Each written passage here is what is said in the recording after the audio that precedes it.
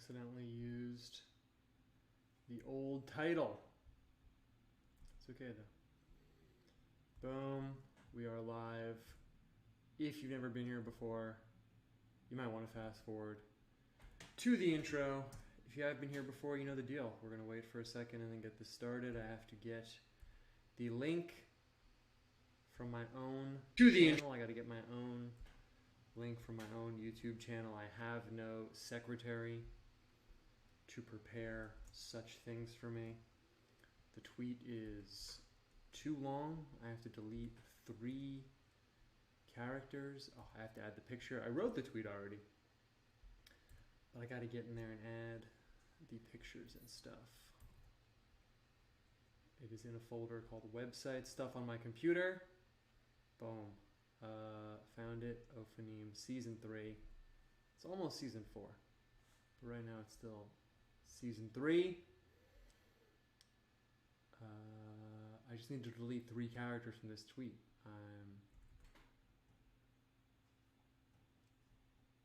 I don't know what to delete. Every character is essential. Delete the word big. People don't need to know it's a big chair. Okay, here we go. Boom. It's been tweeted. The tweet has been tweeted. Hello. People are here. Excellent. What's up? I'm going to post the link to my Telegram channel right now. I'm very fancy. I'm all branched out. I got Telegram. I got many platforms. It's really funny because on Twitter, I think I do pretty well. I do an amount that I am pleased with. But then I go to other platforms, like I'm on Tumblr just to get my art out there, and I get like 1 like. I'm like, oh yeah, that's what that's like. I forgot what it's like to literally just get 1 like. I mean, no shade if anyone's out there getting 1 like on their tweets. It's how it is. It's how it is sometimes. Sometimes the best tweets only get 1 like. You tweet the best thing you've ever come up with in your entire life, and it's going to get 2 likes. That's the story. All right, if you've been here before, you know the deal. We're going to hang out for a second, and then we'll get this going. The theme spiritually in my life right now is accepting the things I can't change. And, I had a spiritual insight moment before. I have this. I just moved, and I stressed about, getting work stuff going because I have this baby coming and stuff. And, so when that's happening, it's like every little thing feels like way more intense. But also since I moved, it's like everything that could possibly need like attention requires attention, like from a professional, and then they're not calling me back, and like, costs money and all this stuff. So it's like all these little things, it's not a big deal. I'm not really complaining. I'm like a happy guy. Just telling you a story right now. And I hit this wall before just because I was in this absurd situation where like, my dog is being really annoying and I can't put her in the backyard because there's these plants in the backyard and they're poisonous, and if she eats them, she'll like die basically, but I can't get rid of the plants right now because X, Y, and Z, so I need it. So I hit this wall and I was like, wow, it's really a lot right now. I got kind of like overwhelmed. Then I was like, it's not that big a deal. My wife right now is traveling. One of her friends is like super sick and she's seeing her friend who's like really, really ill. And I was like, this isn't that big a deal. I got the plants and my dog annoying me. Like, this is not like a cosmic scale issue. And I was like, I'm just gonna ride it out. I'm just gonna do what I can do. And I don't know. It's not a very good story, but I feel like that's been like a theme in my life recently. Just like accepting things as they are and just hitting it as hard as I can and accepting like the little challenges and stuff. It's interesting because I feel like the whole like dynamic of like having a family like with the spirituality stuff has been really interesting for me because like I don't have any free time like ever, but at the same time like my life has become about like, my wife's pregnant, right? That's obviously like the main thing going on with me. So it's been interesting, sometimes I get stressed and I'm like, oh, I should you goof off or like have some fun, and I'm like, I don't really goof off anymore. I kind of just have this like tightly built little cog machine life, and I kind of like it actually. Speaking of all that, my dog is here in the studio, and she's probably going to be annoying at some point during the show, and there's nothing I can do about it. So in terms of accepting things that I can't change, it's going to happen probably. It's slightly inevitable, honestly. But what are you going to do? What are you going to do? We live in the earth, and that's just the story of it. We got people here. My audio is really quiet. Dude, I was wondering about that. I was noticing that. Let me see. I tweaked my gain because I had a phone call with some friends. Oh, my gain is literally all the way down. That's definitely why. I'm going to turn it up. Sorry, it probably sounds crazy with the mic, me moving it on the table. Sorry. What about now? How's the audio now? I'm in the yellow zone now. I am in dat yellow zone. Dat yellow zone. Voice check, mic check. 1, 2, 3. I'll check out the chat for my voice check. Jordy River said, "Let's go." Yeah, we're gonna do it right now. I heard there'd be painting with real blood. Actually, it's funny. I saw you tweeted that at me. I did that a really long time ago. I did a picture with a little bit of my own blood. But you know what's funny about that? Well, not like anything crazy. Like I didn't cut myself like performatively. But what's funny about painting with blood, you can find some old manuscripts with blood too. I saw some like Tibetan manuscripts that were made with blood. But the blood just turns like really, really deep brown eventually, and then you can't tell. So if you go through all the effort, and then it just looks like really dark brown ink. Would I ever do TikTok? Probably not. I'm not really a video guy. We can talk about it during the show, but it's a really interesting thing with me in video. I feel like because I work in like still images, I can't really think like mimetically and like in video. Video is like just really like not really how my brain works. So no, I would not. Also, isn't TikTok like a younger person thing? No offense. I'm sure it's cool if you're hanging out there. Okay. My audio's fine now. People want to talk about Antarctica. We have so many interesting topics to hit right now.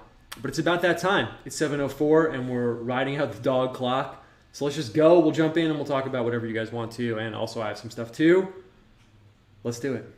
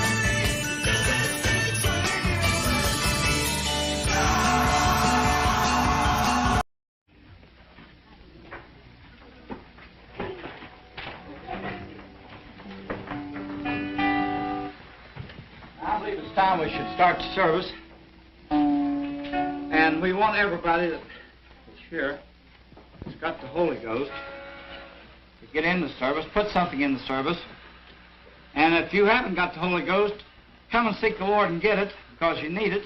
Amen. And I like to say this too, just be yourself. If you obey the Lord when we don't have photographers around, well, I'll obey him when we do, and just be yourself. Now, all right, let's do it. I love that guy. I love that black and white guy for the intro, and also that video is public domain. So it's a movie called Holy Ghost People. We did kind of a whole episode about it a while ago, but if you missed it, it's a really good movie to check out. It's called Holy Ghost People, and that's exactly the vibe, what you just saw. Anyway, how's it going, everybody? How is it going? I hope your life's going well. On the other end of the internet where you are. Let's just cut to the chase right now. We're going to jump right in. We're going to keep going with the series that we've been doing, although this one's going to be like a total break. So in case you missed the last two episodes, we did Adam, we did Eve. Those two naturally go together, as you may have heard. But we're going to do the next character in the installment, and I don't want to like try and make it like a triptych, which means 3 pictures altogether, so I'm not going to worry about it matching those. We're just going to kind of jump in, because it's going to be kind of a different theme. And on that note, I guess what to say before we jump in is it really fits where I've been thinking. The painting show always naturally reflects, what's going on in my mind. I don't sit around reading stuff for the show or to tweet about. but I'm always really obsessed with something. You probably know that if you're here, you probably know that. And lately it's been a lot of these questions about evil and free will and things like that. I think that's because a lot of the Mormon stuff I was checking out about theodicy and the problem of evil, I thought was really interesting, and it made me turn back towards like classical theism and ask these more like fundamental questions that I hadn't totally fleshed out before, or that I should say I thought I fleshed them out fully, but you know, there are infinite problems. You never are going to sit down and say, oh, I figured it out. I figured out why evil exists, or maybe I will one day, but I didn't get there yet. Anyway, so the figure we're hitting right now is Cain, and Cain is a super interesting character in terms of those questions of free will and evil. I was reading Genesis, and it's taking me forever. I sat down and said, all right, I'm just going to read through the whole Bible, and every chapter in Genesis is like a whole PhD thesis, probably 10 of them actually, worth of material, so it's taking me a really long time. But Cain is a really interesting figure. You probably know, but just to get us all on the same page, I thought it was really interesting because he's almost like the first evil human in a way, not to oversimplify, but I mean, you know the story, I'm sure. He straight up murders his brother. And when I was reading along with Genesis, I mean, it sounds kind of dumb, but I thought it was really interesting because it's just so almost like out of left field. Like, wow, we just got out of the Garden of Eden, and like, bam, the first person that is born, Adam and Eve's first kid, turns out to be this like super evil guy, which I thought was really interesting. Since I mentioned it, just to give us something to sort of bounce off of. So as I've been going through, if you've been here, we've been hitting the 1800s Christianity stuff, which ended up being a lot of like Mormon stuff. And as I'm going through these themes, I'm kind of poking into what the Mormon situation is about it, because it elucidates certain things that make me go back and, ask sort of like deeper questions, I guess you could say.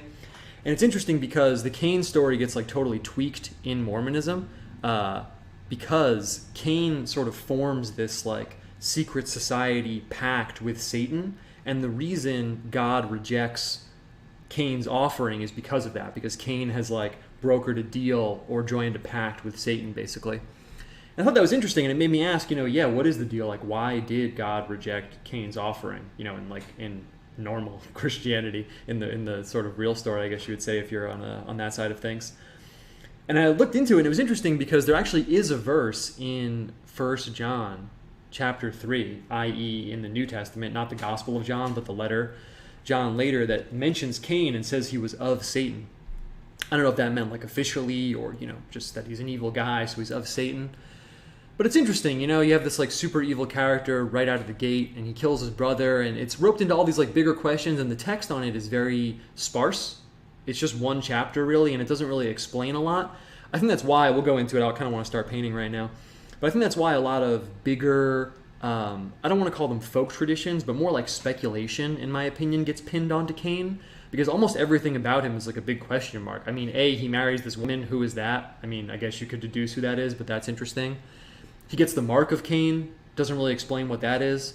And then the mark of Cain is in and of itself interesting because he killed his brother, and he's worried that other people are going to murder him. Okay, that makes sense, I guess. But then he gets a mark, the mark of Cain, because his punishment is to make sure that no one kills him, which is kind of strange, I guess. And I did read some commentary on it, but that was kind of interesting and a little weird. And then why did God reject Cain's offering? I mean, you can dive into the text and explicate it, but it's not straight there laid out, in my opinion. Or it's not, 100% explicated, here's why. So it's interesting, and I think that's why a lot of like speculation gets tagged onto him. And then he goes off into the land of Nod. It's a really cool idea. And he like just builds a city and kind of lives this weird life off in Nod, having these kids. So I thought it would be perfect to make an image of, honestly. And we haven't done anything darker. Normally everything's been very punched up with a lot of really, really bright colors. So we're going to start out with some black, and we're just going to dive in and see what happens. I got the black, I got the white, and then I got a bunch of reds. And we might just restrict it to that color palette. We're going to see what happens. I got this pen, so I'm going to make the frame right here. And I'm not going to say it every time in the show, but if I say I don't have an answer for something, or if I don't know something, that is obviously not to imply that the answer doesn't exist. It just means that I don't know. So, yeah. And I really enjoyed poking into all that stuff. Some of the commentary I read was putting it into, the framework you would expect, I guess. That God rejected Cain's offering well, actually, in the Orthodox Study Bible, I thought it was interesting. It said God rejected Cain's offering not because of what it was, but because of the way he did it. Because Cain, as you may know, is the agricultural one, and then his brother Abel is the animal herder one. We talked about it last week. Someone mentioned it in the chat, but you can always remember that because some people speculate that symbolically it represents, or I should say, ties into nomadic, animal-based people being displaced by agricultural people. So whether or not that's true, that's how I always remember who killed who. The agricultural one killed the huntery animal one. Just like real life when we had the agricultural revolution, if you want to call it that. So I'm going to bring the camera down just a tiny bit. Perfect. And let's just dive in with the black. I mean, I feel like the black is just the perfect color. It just fits everything about Cain. He has this mark. We don't know what it is. We'll talk about it a little bit. There's some like weird speculation about it. He himself is like almost like a character of darkness. Obviously a little bit Satan-y. Hands, maybe second hand or just via the influence. And then he goes off to the land of Nod, which is like the opposite of Eden in some of the commentaries. So you have to imagine it's kind of like not a great place. So I just feel like the black, maybe even the grays, will be the perfect situation here. And we've been doing the portraits. They're not really portraits. They're like symbolic pictures. So I'm not like depicting the people, like a photograph of them. But I think that what we've been doing is the portrait straight on with the face and then the body. So I think maybe this one will do it like in profile. It just feels a little appropriate. And that lets me branch out a little bit because when I do the face straight on, I mean, I basically know what's going to happen. But if we start with a little bit more of an atypical angle, then I myself actually don't even know how things are going to go. So that makes it a little bit more interesting. And we have two options while we're filling this in. I'll check what people are saying in the chat in a second, but I just want to make sure we get going real quick. So we have two options here. I'm going to throw in the nose too. He's hanging his head like a little bit. Some of the commentary mentioned, start blacking this in, was mentioning how Cain has this like these extreme emotional ranges, even just right in the short chapter that he's in.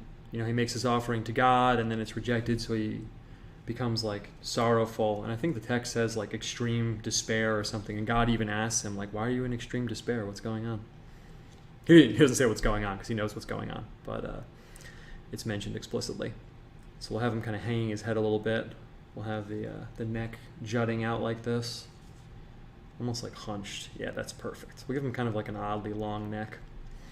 And what I was going to say is that we have an option right off the bat that's going to really change what we're doing here, because I could leave like white in here, and if we're going to put a skull or something in here, we could leave it negative space, or I could paint this in totally black and we can come back and paint over it. I think we'll paint over it. It'll be more interesting. So that means we're just going to totally black this in right here. Perfect. I'm just going to throw it down. Maybe we'll let a little bit of the under color of the board kick up a little bit. And I thought the whole mark of Cain thing was really interesting. I saw someone mentioning it in the chat, but I posted some Americana folklore where some Mormons say that Bigfoot is Cain because he was cursed to like wander the earth forever. I thought that was really, really awesome. I don't know if I'm totally on board with that, but I thought it was really cool. And I thought the mark of Cain was like a weird thing, and it's not really explicated. Some people here might know, but in some like 1800s Christianity, there was all different kinds of speculation about what it could be. Some people thought it was like dark skin or something. Obviously, I don't think that's the case, but it's not actually explicated what it is. Let's give him this kind of like hunchback. I actually thought we'd make him really tall and like skinny and just filling out the center of the frame, but I think we're going to take a little bit of a different direction here. And we'll kind of just have his body like trailing off down this way. Yeah, that's perfect. That is exactly what I wanted it to be. We'll get some of the dry brush down in the bottom. I'm just throwing the black. And the other thing I want to get going here, the two main things, maybe like the three main things actually. I really like that Cain goes to build a city after, because obviously I'm kind of like anti-city person because I grew up around the city and I lived there for a long time. I thought it was interesting. And one of the commentaries, I think it might have been Augustine, but whenever I see Augustine commentary, I'm always a little bit like, unless I go personally check this, I'm not going to take it 100% as real, because there's a lot of fake Augustine quotes. But one of the commentaries was saying that Cain goes and invents like all these things that start corrupting human society, like he makes these weights and measures and these like ways of delineating property lines, and he makes these things that basically take human culture from being in its innocent Eden-like state into its more like corrupted non-innocent state. I thought that was really cool. I mean, I took that as like extra scriptural, almost like a folk tradition thing, but I thought that was really cool. The idea that Cain goes off and starts inventing stuff like, scales, or it didn't say money, but, it feels like, like things like that. It's kind of interesting, tying him into that whole realm. And I was reading, other thing, I guess, I don't know if we're going to totally go into it because it's kind of a big topic, but naturally looking into scripture in a deeper way in the 1800s American Christianity stuff, the issue, I guess you'll call it, of like textual criticism and like the critical studies look at the Bible has been coming up, and it's super interesting because I really don't know what to make of it. I don't know if anyone's gone into that stuff, but it's sort of like the academic approach of like looking at the Bible. This actually already looks really cool with the gray. I was hoping we get these like washes of gray coming up. I don't really like the nose, honestly, but I think we're just going to probably roll with it. I could like drag it out a little bit and maybe just like blur up his face a little bit. That might be cool, actually. But it's kind of this angle of, sort of looking at the Bible as like any other historical document, and, positing like multiple authors for certain books and things like that. And it was pretty interesting. I feel like the issue of that has like come up a little bit in some of the debates and like other things I've read and looked at, but I've never really thought about it too much, to be honest with you. It's just coming up now because like when I'm looking at certain words, now that I'm going deeper into certain like theological things, I'm like, okay, what does this word though specifically hardcore mean? Like this particular word, and you start digging into stuff like that. I'm sure some people here have gone into things like that, but we'll talk about that more later. I'm really feeling the grays, man. I'm feeling the grays right now. This is tight. Yeah, and one of the other themes, Augustine, I think this was Augustine said it, but let's see. I kind of want to get like a little bit of like a landscapey thing going on here. So I'm just going to go for it. I'm just going to throw down this line right here. Perfect. Was that Cain embodied a kind of, what was the term? I wrote it down. It's somewhere over here. I wrote it down. It was I remember it. It was that Cain embodied a type of carnal disquietude. I thought that was really awesome. Carnal disquietude. If anyone's naming their band, that's a good name for it. And I want to leave this spot like a little blank, but I don't want it to be this light, because what I want to put over here is the blood. The other thing, we touched on this once like a really, really, really long time ago, but in case people don't know, we always have to hit like the 101 super quick, but typology, biblical types, seeing patterns or themes for the New Testament and the Old Testament and how they relate to each other. That's like a big aspect of scriptural analysis. And one of my favorite ones, because I never heard it before ever, and it just hit me one day when I was reading, was that Abel's blood is sort of like an inverse of like Christ's blood in a way, because Abel's blood condemns Cain. Abel's blood is like a condemnatory blood that like stains and marks, whereas Jesus's blood is the opposite. It's like a redemptive blood. I thought that was a really, really awesome inverse, and something about it just really like hit me in like a really interesting way. So I want to put the blood on the ground over here, and people are probably familiar, but in case you have not read it recently, it says the blood, God says Abel's blood is like calling out to me from the ground. So that's what we're going to put over here. And while it's wet, let's just go for it. I always use the cadmium scarlet. This is the red that I always use, but it's not a very blood color. So we're just going to use Man, I'm tempted. We have options here. I didn't really consider that we had options for the blood color. How dark do we want to take it? Because I do have the alizarin crimson right here. Let's see, this might be the blood color. In a minute, I will check the chat. I guess I just kind of got sucked in. I want to make sure I say all the stuff I want to say. Let's see. This might be the blood color. I feel like it is. Can you see it? Oh, I got the shine right there. I feel like that's the blood color. Yeah. I mean, now that I'm seeing it, there's really just there's no contest. And this is alizarin crimson. This is a really, really, really transparent color. So I think it'll be fine just laying it down like this. It's almost a little magenta-y. So I think what I'm going to do is like lay down a base of this. Yeah, see, it's a little magenta-y, but it's almost where we want to be at. It's almost. And I'm going to mix it like with the dirt, because in the verse it actually says something about the earth, like calling out, like the earth, like accepting the blood or something. I'm still landing in the middle ground between like preparing way too much and like almost lecturing for like 30 or 40 minutes versus not having notes and references. So stick with me there on that. Let's just throw in like some of the dirt. Yeah, dude, this is perfect. I might even get some of the darker. I think we need the darker, like the umbers. Let's see. We need the color. Here we go. Burnt umber. This is exactly what I was looking for. Perfect. Yeah, see, it doesn't have that like thick blood quality, which is actually what we want. So this will be an interesting little painting thing right now. Let's see. I'm actually going to dry this up a little bit because it's not exactly what I was going for. So we're just going to dry this up. Also give us a little bit of a base.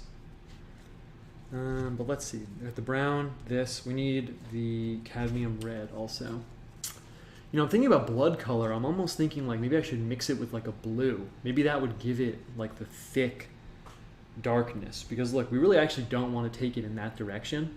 This is a way more opaque red. Opaque means not see-through, in case people don't know. So this is actually not really the direction that we want to go in. I almost want to grab a blue and see what we can do with that. I didn't really anticipate that, but let's see. It's interesting painting body stuff. Even skin is like this if you're painting skin.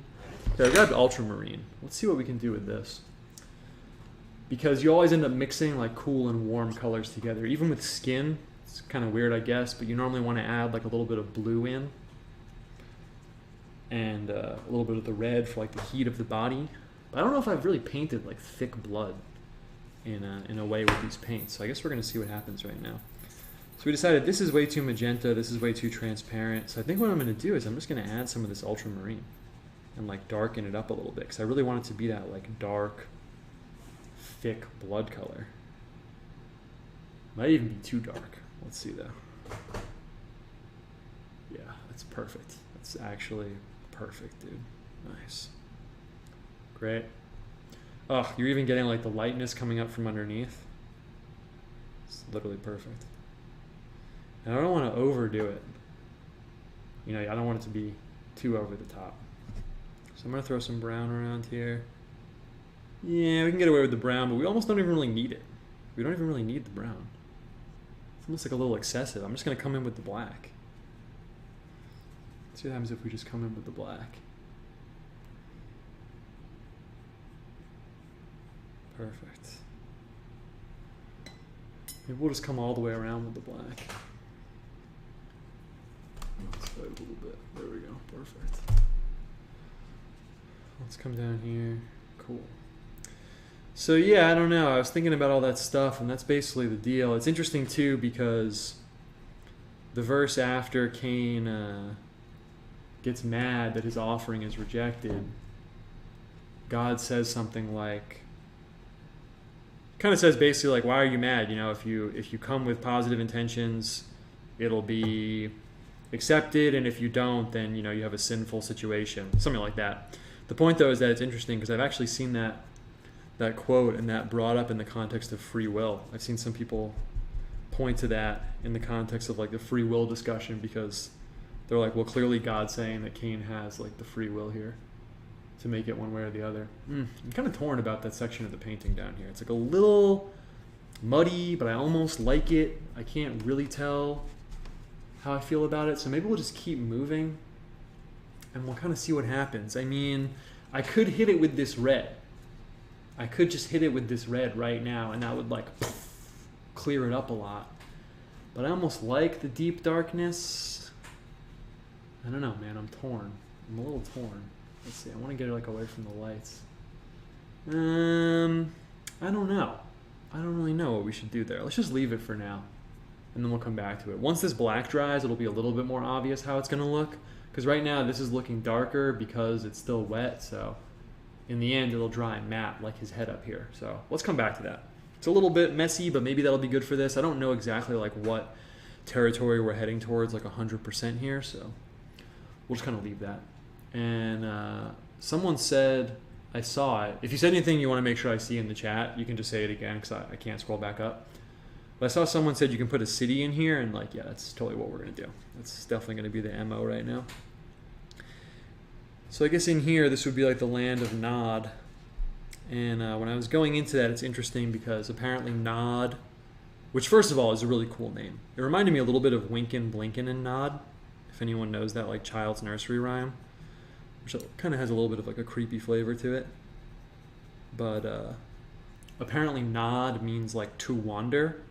So from my extremely cursory look into it, it seemed kind of like it was a little bit ambiguous if it was implying like a nomadic situation, like he's literally wandering, or if it's like a spiritual wandering, or if the place was literally called Nod, or if it's not like a literal place, you know, it's a little bit ambiguous. So let's see, I want to throw down a city, but I don't want it to look like too cheesy, to be totally honest with you. Because we have this very loose, watery, wet kind of situation. So what I'm going to do is I'm going to wet the ground over here. I'm just going to throw down some water so that when I paint in with the black, it won't be so crisp. I don't want it to look out of place and be like this hyper crisp thing. Cool. Probably should be a little bit more low contrast, but whatever. We're winging it a little bit here. It's a little dark. Let's see, I'm just going to throw down some rectangular structures and then we'll dab it up with the paper towel and see what we want to do. We'll come back and kind of like artistically handle that. So we're not going to land in the space that it's in right now. We're going to do this. I'm going to pick this up. Perfect. Literally perfect. Yeah, a little bit too light now though, right? Someone said in the chat you should read Book of the New Sun. I don't know what that is. But people have recommended me some books, so I probably should check them out.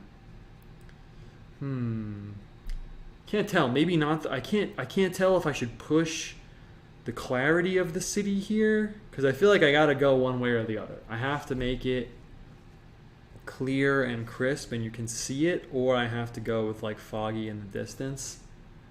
And with my normal, kind of like normal painting style, I would know what I was doing, but not that I'm that far out of my normal painting style, but I can't tell exactly what direction to land in. Let's make it a little clearer.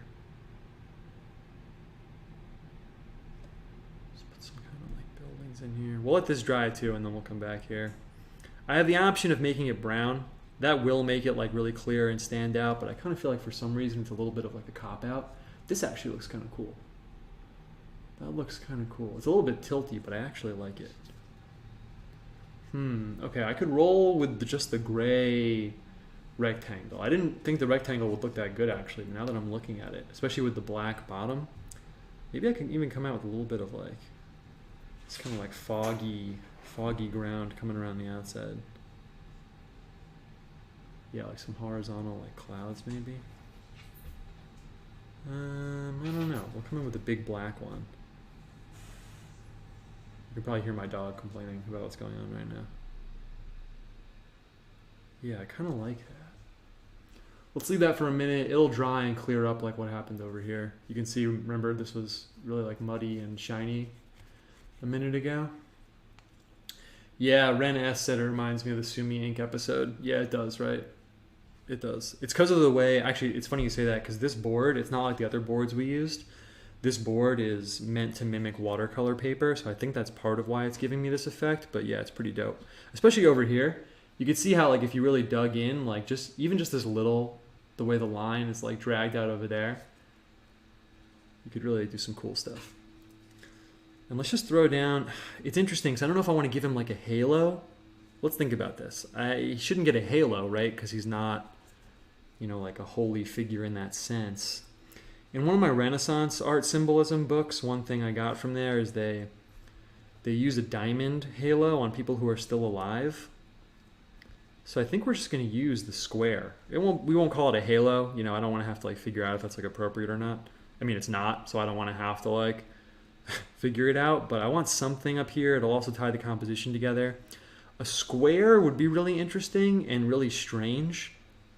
It kind of fits in a way, you know, because I was mentioning the sort of folk tradition, I guess, let's say, that he designed, like weights and corrupting things and property lines and things like that. The square is a little risky because if it's wiggly or off, it's going to look stupid, but we could work with it. Let's just go for it. So I'm just going to drag. Boom, perfect. Let's come over here. Perfect. Yeah, it's okay. It'll have a little bit of like the human hand element, but that's kind of fitting for the theme, so we'll get away with it. A square is a really interesting shape because it can give you a little bit of like a creepy vibe because it's like so perfect, you know? I'm talking in terms of like obsessive like symbolism and stuff. And let's see, let's just start dragging out the black a little bit, and we'll fuzz this up for sure. Because we don't want it to be like so clean and clear. Perfect. People watching this are probably familiar with the black cube symbolism stuff. So that's not what we're going for here, but I think there is something about the square that gives it this kind of like creepy perfection in a way. Sometimes, if you use it that way. We'll just kind of drag up the color here. Perfect. So he doesn't have a halo, he gets a square. Oh, perfect. Appropriate for the first, you know, city builder in the Bible. Cool. And I wanted that to be a little bit rough up there. And then I'm just going to drag out the color a little bit. We'll just kind of frame his face. I guess this also makes us question what we're going to put on the outside. We could make the sky red. That would be pretty awesome, and I don't think we've done that before, so we might do that. Let's see. If we make the sky red, I'm going to way darken up the outside of the square. Let's just come right up to it. Perfect. Yeah. And let's darken this a little bit more. The layers of darkness, I think that's what, I think it was Ren commented about the Sumi look. The layers of transparent darkness really give you a classy look. That was a good way of saying it. Perfect. And yeah, someone said, doesn't Cain have a mark on his forehead? I think it's ambiguous what the mark of Cain is. I don't think it actually says. We could decide to include some kind of mark or something. Perfect. I mean, kind of a bold call there, breaking it out, but whatever. Cool. And I feel like now that I said it, the red sky sounds just a little bit too epic, doesn't it? I mean, how are we not going to do that? It would be cool to get some kind of fade in the sky. Oh, I already have the red out.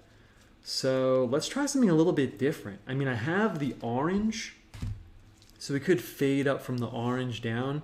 This is a pretty red orange, so I don't think it will like tweak the color scheme too much. Or we could fade up from the brown. That would be pretty weird if we made the sky fade from the brown to the red. Man, I really can't tell. I really honestly can't tell. Let's go with the brown into the red. Something about that just seems kind of weird and fitting, you know. And we'll start transparent down here. I should get a bigger brush, but I'm not going to. So if you want to complain, you can.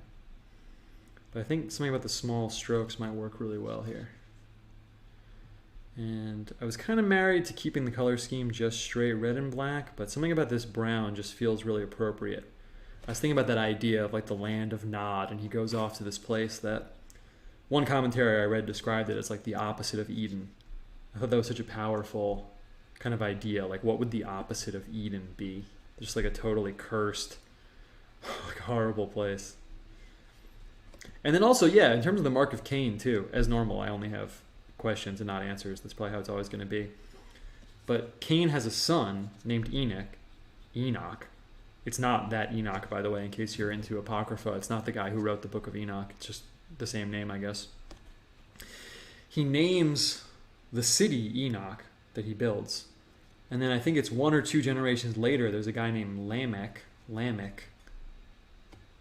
it's way too dark. And Lamech is also cursed because he kills someone. And he says, if Cain was cursed 7 times, then I must be cursed 7 times, 7 times. Almost like him killing someone was worse, maybe because he knew or something. I thought that was kind of interesting. I was at lunch with a friend the other day, actually. And she was kind of asking some interesting questions like that. She was saying, you know, Cain's like the first person to murder someone. So that kind of raises some interesting questions of like, well, he must have known it was wrong to murder someone, right?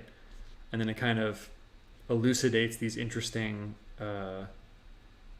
aspects of morality, you know, that he could be held accountable for that, even though he wasn't. I mean, were they explicitly told not to like murder people? I guess not yet, right? Because we don't have the 10 Commandments yet. So I guess you could kind of like theologically extrapolate from that it's proof that we have some kind of like internal moral code that he was able to be held accountable for. It's kind of interesting.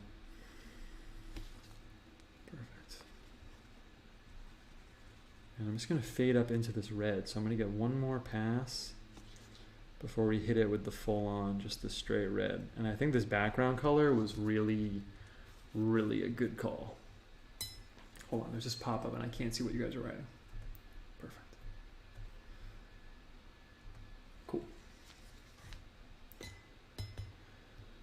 Cool. I'm gonna throw down this red up here. Something about the red sky makes it seem like really intense. There's a little bit of like a pictorial illustration thing, but if you're making a picture and you just kind of feel like it's getting a little stale, you can always change the color of the sky. And each different color sky imparts a very like unique, different vibe. I remember I did this like esoteric suburbanism picture that I really liked. I want to revisit that theme actually visually. And I made the sky yellow and it was just so perfect. It was just so perfect having the yellow sky. Okay, cool. Otherwise, I don't know if we're going to go into it, but the other main theological thing I've been thinking about a lot recently is like the free will question, which is kind of unanswerable, but like I said in the beginning, Cain kind of ties into that in an interesting way. Okay, anyway, I can keep talking about Cain, but if anyone wants to ask me anything, they can. Otherwise we are going to keep talking about Cain. Okay, let's kind of zoom out for a second right now. It's looking pretty sick. It's looking pretty solid right now, actually. I was going to put like a skull or something in here. I can't tell if it's wussing out or if it's following where the picture is going, but I kind of feel like it's dope with just the straight black head in here with a little bit of the glow, but I don't want to wuss out too much. We are going to put the skull in. But I think instead of white, maybe I'll put it in red. Let's do that. That sounds pretty solid.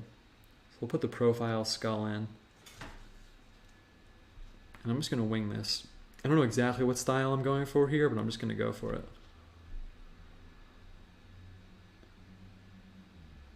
And I guess we'll do the actual skull. Sometimes I do like a very cartoony kind of illustration of a skull, but here we'll go for a little bit more of the actual shape. I got to put the little teeth in because that's just, I mean, I can't not do that. But then there's this spot where it comes out right here with the cheek and then it folds back this way. Perfect. And actually, I don't really like how this little bump looks, so I'm going to make it like a red shadow. Cool. I don't know if you just heard my beast complaining, but that's the noise she makes. Yep, we know. I'm going to come in with the jaw over here. Cool, we almost got like the 3/4 view. Since I made it the 3/4 view, I'm just going to actually take a little bit of this red up here Perfect. Yeah, that's perfect. I'm going to put a little bit of the spine in. I didn't think I was going to go this far, but I'm just going to take it there. I don't know if we should go for more of the skeleton. Like get the clavicle in here. Yes, I know. My dog's here now. We knew it was going to happen. And I'm going to come in with the ribs a little bit. Oh my god, are you guys hearing this noise right now? Are you guys hearing this noise? Normally we're 100% professional on the show, but my wife's not here, so the dog is in the studio, which never happens. You guys hear that? It's insane. You guys hear? She does this thing called bear talk. That's what I call it, where she just makes this like bear noise at me. Yeah, what's going on? What's going on? Okay, it's perfect timing because I need to look away from this for 1 second just to make sure. So I'm gonna throw her some treats while we talk about what we're gonna do right here. Come here, Petra. So, pretty good timing on the dog's part because we kind of got to decide a direction to go in right now. A lot of the show is about sort of the meta creative aspect, and I feel like this is a perfect point. I like doing the show because because no one's here when I do pictures and stuff like that, but I feel like there are like forks in the road that you hit, and this is a good example of one of them because we've just kind of been cruising along. You know, we've been going down this road and it's looking pretty good. Okay, it looks good. Okay, it's cool. But I feel like right now is the point where we have to either decide that we're gonna just kind of close it up, like okay, this is going pretty well, and okay, we're just gonna kind of land the plane, or it's where we have to decide that we're gonna boom, keep going and make a big leap forward. Does that make sense? It's like if this is a road trip, we kind of have to decide if we're pulling off at the next exit or if we're going 60 more miles. There's no middle ground, because if we start like digging in with little bits of stuff, then we're taking it there, and if we're not, then we're not. I don't know if what I'm saying makes any sense, but basically there's a point where you have to totally commit or not, and I feel like we're at that point. And I feel like, now that I looked away from it for a second, down, go down, up. I feel like what we need is a little bit more contrast, and I'm gonna come in with a brighter color. I don't know if that's going against my judgment, but I feel like a brighter color, since we introduced the brown, is gonna be the way to go. So I'm gonna break out the orange right now. I have fed the beast, thank you for waiting. But also, it's a good illustration of, sometimes in art, I had a painting teacher once that said you had to always have two pictures going at once. Because if you're looking at one thing for too long, eventually you just ruin it, because your mind, you get kind of like stuck in it. I suppose I can imagine, if you were working on a song for a really, really, really long time and just listening to it over and over and over and over, that you might get kind of stuck in a way, or you might kind of lose your footing, I guess. So sometimes you do have to look away from the picture. I think just a little bit of the orange is going to be what ties this together. Cool. Just a little bit. See this color right here? That's exactly what we need. I knew that we needed this exact color. So what I'm going to do, I'm going to make a few powerful decisions right now, but I feel pretty good about it. I feel like we need a focal point, and I'm going to put the eye in. I'm going to put the eye of the skull in. Oh yeah, you can already see that was really just the best call. Perfect. Oh, dude. I love painting so much. Okay.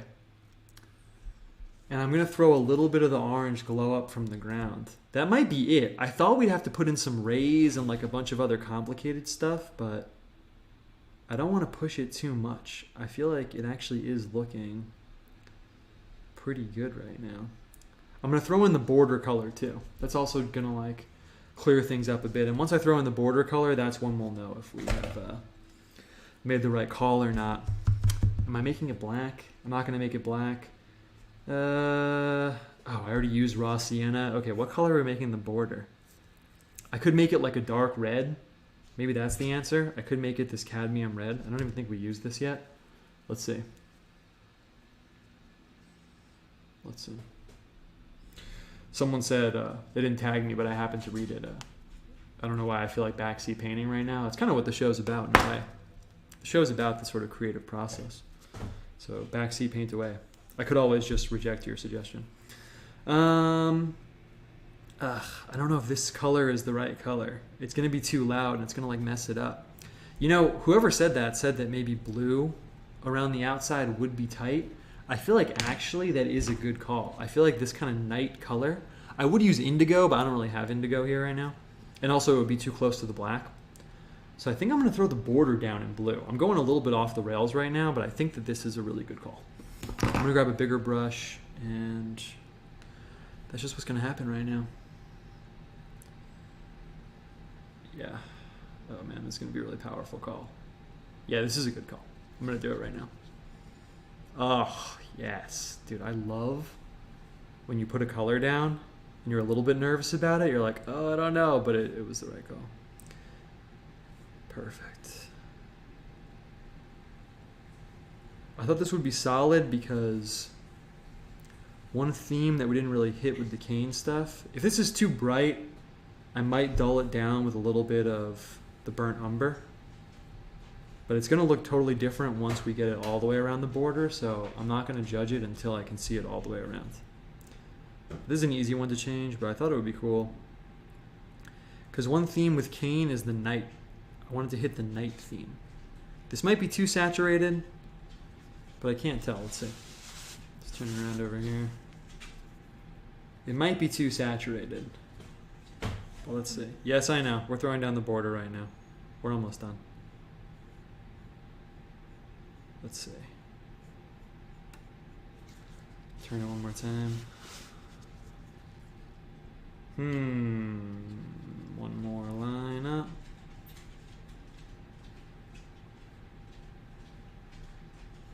Let's see how that looks.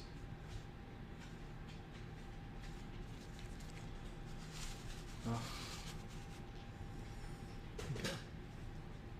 It's too transparent. It's too transparent. You can see too much of the changes. It's too distracting. So I'm going to mix it with the brown. And this is how you make black in like old school painting. Good experiment, but it wasn't the right direction to go in. But this will be better. Oh, there we go. Perfect. Perfect. And I mixed the ultramarine with the burnt umber because, so if you do like classical oil painting and you do it like 17th, 18th century style, you won't actually buy black paint. You will just mix black when you need it. And you'll do that by mixing ultramarine and burnt umber. It makes black, basically. And I mixed those two because I thought that if I used the black, it would blend a little bit too much. But that if I used the blue and brown together, that it would give me a different black, a different hue of black. And I think what I'm going to do once I go totally around the edge, is I'm going to dab it up a little bit. Yeah, that's what I'm going to do. And then we'll probably be done. Let's see. The border hasn't given us any trouble yet on the other ones, but on the other paintings, we just use a really light wash because we had really like dark saturated colors. Let's see how this goes. Yes, I know. I love my dog. She hates when I work late. It's super cute, honestly. Like if I work too late, if I'm here too long. Okay, that's way better, but I don't know if we're really still, I don't know if we're exactly in the zone that we want to be in. It does look pretty tight though. I'm just going to be a little bit risky here. I'm just going to see what happens if I do this. Start just picking up the color on the outside a little bit. Yeah. Oh, that's perfect. I like that grain that I'm getting right here. Perfect. Yeah. Okay, now we're talking. Huh, interesting. You know, I'm having some crazy thoughts right now. I almost want to run like a super thin red line separating them. I think I'm going to do it. I think I'm just going to do it. Let's just do it right now. Would fill in the lighter square around the head with a lighter blue be too bold? Someone said that. Yeah, I don't know. I don't know if I really want to get blue in the color scheme, but let's see. I'm going to do something a little bit risky right now. We've never like totally botched a painting on the air, so if it happens one time, I'm cool with it. But I want to throw a red line around the outside, and I think that is going to be what we need here. Perfect. I actually hold my breath when I'm doing really straight lines. This isn't coming out crazy straight, but it's okay. Nice. It's definitely straight enough.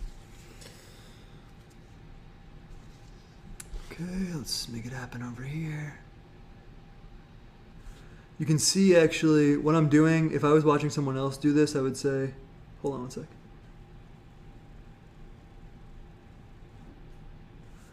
Perfect.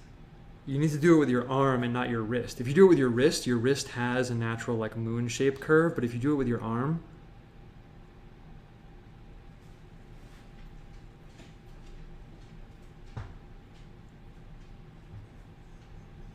that's how you actually get long straight lines. And yeah, this was the right call for sure. What I just did right now. Okay, I'm gonna come around this side down here. This is an interesting one because, you know, we've done so many of these on the air that I'm not really like worried about. Hold on one sec. See, I'm doing it with my wrist and I can feel, hold on, a part of my brain being like, why are you doing it with your wrist? Cool. Perfect. What I was going to say was, you know, I feel like with this one I could just keep kind of like plucking away at like little details. Hold on one sec. Can't see where I'm going. I'm going to come the other direction.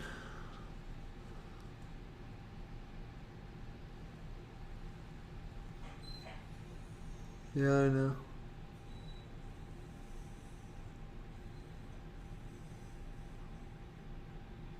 Perfect. So yeah, there's a painter named yeah, we know. We're gonna wrap up right now. You've been pretty good. You've been okay. You've been pretty good actually. There's a painter named de Kooning. He does these like really weird abstract paintings.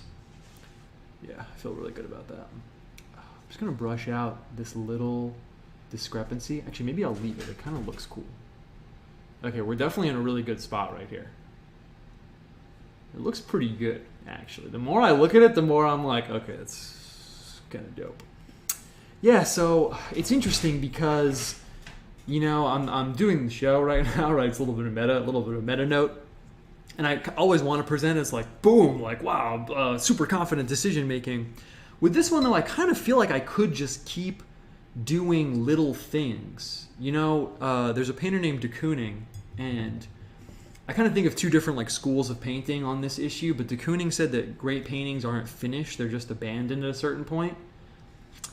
And I really go back and forth on that. Sometimes I'm like, that's so wrong. Like when you finish a painting, you're like, boom, it's done, and nothing else can happen. I think Picasso said sometimes there's nothing else you can take away from a painting, and that's when it's done, basically.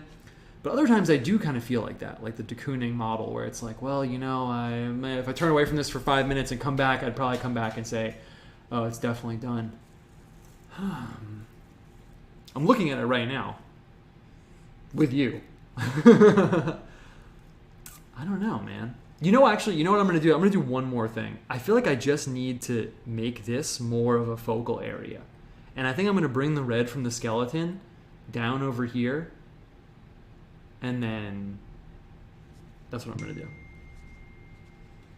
And that's going to be the story. Oh, yes. That is exactly how I wanted this to look. Perfect. Perfect. A decision I can absolutely stand by. That's literally perfect what just happened. Ugh, yes. Okay, cool. Ugh, perfect. Okay, now we're definitely done. Okay, I have to look away for a sec. Okay. I think we're good right now. Let's see. I want to see it without all this stuff around here. Hold on one second. I'm going to grab another piece of paper so we can actually see it. I'm going to move some stuff around here. Hold on one second. so we can see it without the painty background and everything like that. Let's see, moving things. There we go. Yeah, honestly, I feel like this is good to go. You know, it's interesting because, nice. Someone said might be one of my favorite ones yet. Thanks. Yeah, you know, it's interesting because what I've been, I guess you could say, advancing with in my art in a way, is like normally my instinct is to go 100% color level maximum, like boom, all the colors turn totally up. And I think that's because of my background in like Tibetan art and then medieval art. Medieval art, you don't really get it so much, but you have a color scheme where it's just all the pure, brightest pigments, and it lets you really like float around there and do a lot. But lately I've been kind of trying to tone down certain colors and land in a little bit of a darker space. And it's interesting because, just to be totally candid with you, it's a little bit more unnatural for me. Like, my instinct right now is to be like, boom, every color, like, let's get it going. So it's just an interesting sort of note. Like, I guess everyone has their proclivities, their natural sort of tendencies in like languages with things like form and color and line. And I've kind of been trying to push it a little bit. Nice, we got some more positive stuff in the chat. This is def one of my favorites you've done. That red tying it all together is so cool, and the cityness profile, subtle and awesome. Thanks, man. Thanks. I'm glad everyone's into it.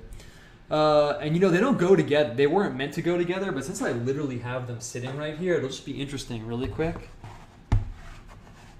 Because we have the three together here. And like I said, they're not meant to go together, but since I literally just have them sitting right here, I mean, why not just line them up really quick? Kind of interesting.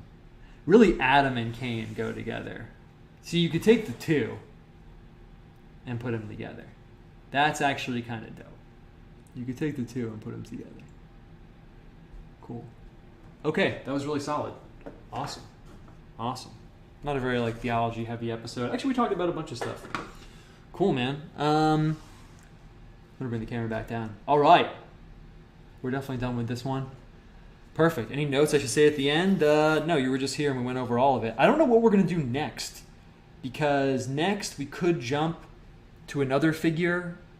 I guess that would be Noah is really the next one. I guess Enoch comes up. We could talk about Enoch and maybe do a picture of him. He does get taken up into heaven, which is pretty cool. I don't know if he's really like next in line really, but I really like this format. I think this format with the tight, small paintings is a lot better, because something about the really big ones, it feels more uncontrolled. But here we can really dig in and just like nail something down. Anyway, let's wrap it up. We made it all the way without my dog totally freaking out. Thank you for accommodating my family situation, my family being the dog here because my wife is not here. Anyway, that's it, guys. Thanks for coming through. Thanks for watching the show. This is a quick one. It's only 8, but you know, maybe we'll do a longer one next time. Really love doing this. I look forward to it. Look forward to it all day, honestly. And I got a bunch of really dope stuff coming out soon. If you watched all the way to the end, I'm assuming you like my art in some capacity. I've been going really hard on the comics. I have some like locked up, so I'm about to finish this like other 4-page one where I really push the colors and stuff also. And I'm gonna try and wrap up this calendar in the next like 2 weeks. So I have a lot of like dope stuff coming out soon. So yeah, stay tuned. And that's the deal. Sometimes I sell these paintings, by the way. I have these around, and I mean, of course, I'm interested in making money naturally, but also if no one buys them, I just like stuff them away in like a storage unit forever. So hit me up if you want. Otherwise, that's the deal. Thanks for watching the show. Thanks for being part of the large internet situation, and I will see you guys on the internet, where we all hang out together. Do you want to say anything, Petra? My dog, you done with the bear talk now? All right, the silent partner. I will see you guys later. Thanks for coming through.